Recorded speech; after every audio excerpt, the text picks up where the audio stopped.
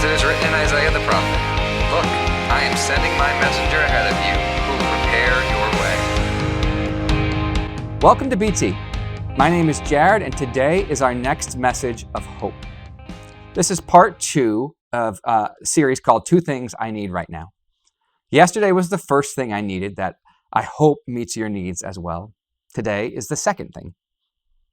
We are in week 3 of pandemic lockdown, and many of us have ups and downs. Maybe you're in a down space right now. One of my fears has been that as this drags on and the news gets bad, that we will get in funks. I fear that I and others will lose some hope, and I don't want that.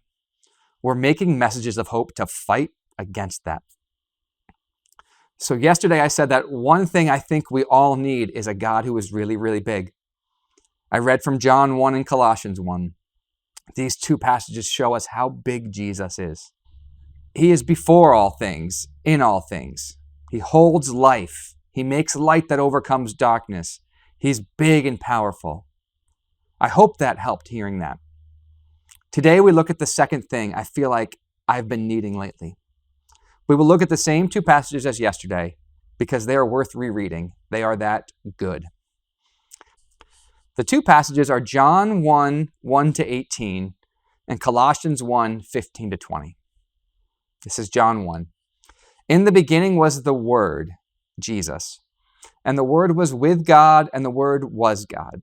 He was in the beginning with God. All things came into being through him, and without him not one thing came into being. What has come into being in him was life, and the life was the light of all people. The light shines in the darkness, and the darkness did not overcome it. There was a man sent from God whose name was John. He came as a witness to testify to the light, so that all might believe through him. He himself was not the light, but he came to testify to the light. The true light which enlightens everyone was coming into the world. He was in the world, and the world came into being through him, yet the world did not know him. He came to what was his own, and his own people did not accept him.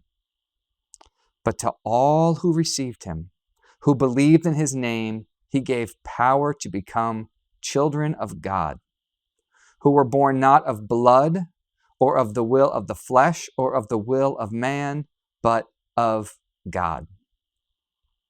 And the Word became flesh and lived among us, and we have seen his glory, the glory as of a Father's only Son, full of grace and truth. John testified to him and cried out, "This was he of whom I said, 'He who comes after me ranks ahead of me, because he was before me.' From his fullness we have all received grace upon grace. The law indeed was given through Moses. Grace and truth came through Jesus Christ. No one has ever seen God. It is God, the only Son, who is close to the Father's heart, who has made him known." And this is Colossians 1, 15-20.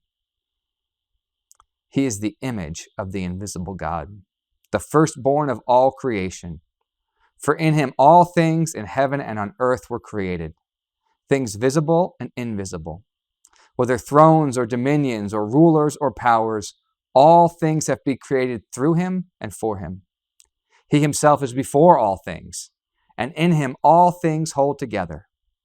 He is the head of the body, the church. He is the beginning, the firstborn from the dead, so that he might come to have first place in everything. For in him all the fullness of God was pleased to dwell, and through him God was pleased to reconcile to himself all things, whether on earth or in heaven, by making peace through the blood of his cross.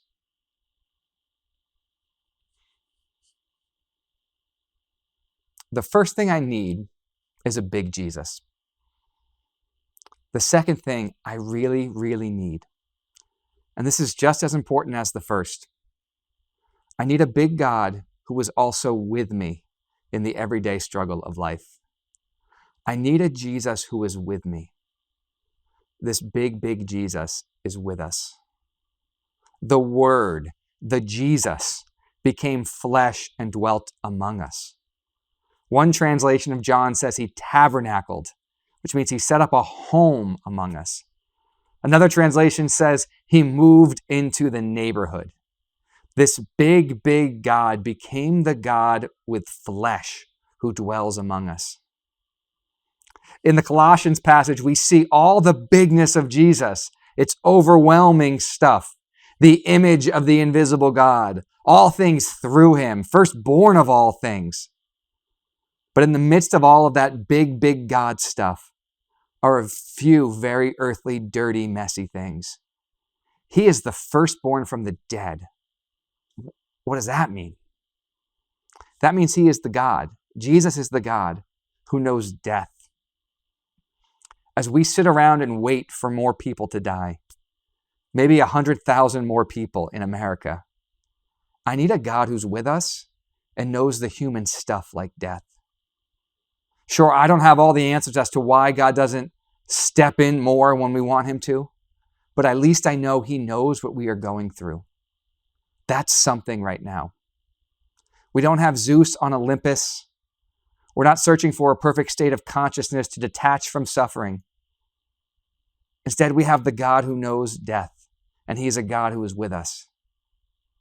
Jesus reconciles all things in heaven and on earth. Reconciliation is on the ground stuff.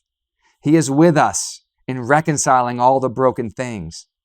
He makes peace on the cross. The cross.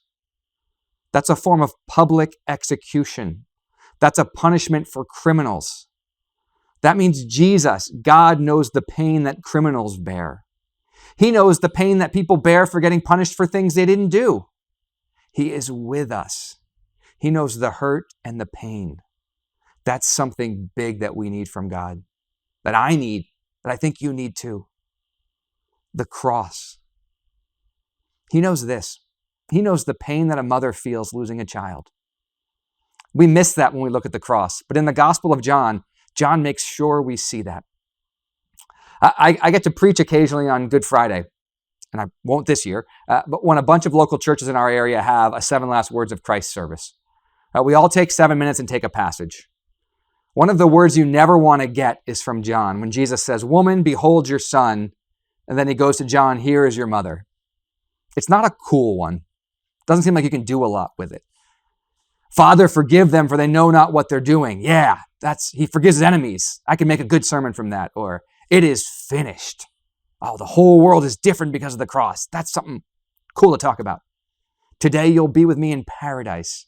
He's taking a sinner criminal to heaven. Yeah, awesome stuff. But in all of these last words of Christ, there's this scene from the cross where Jesus sees his mom and talks to her. He says, "Woman, behold your son." And then he says to a disciple, "Here is your mother." He's making sure his mom is taken care of. And that's nice.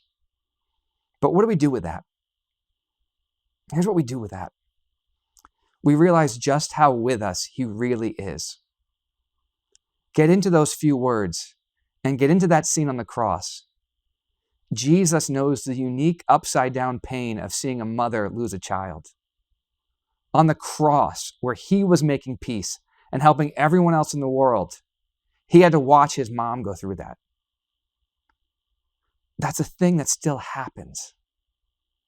And we need a God who is big enough to carry us through that. And we need a Jesus who is thoroughly and completely with us in that. He's with us in all of the pain. He's with us in all of the pandemic. He really has seen it all as far as human suffering goes. He didn't dip his toe into humanity. He came all the way down from heaven to earth to under the earth. Where can I go from his presence? If I ascend to the heavens, he is there. If I make my bed in Sheol, he is there. If you're going through hell right now, he is there. If you are drowning at the farthest limits of the sea, even there his hand shall hold you fast. That is the second thing I think we need, all of us need right now, to know that Jesus is with us. And that gives me hope. I said this verse from 1 Peter yesterday, and I'll say it again. Cast your cares upon him because he cares for you. And he can care for you because he knows what it is like to be like you. We do not have a high priest. We do not have a Jesus who is unable to sympathize with us in our weaknesses.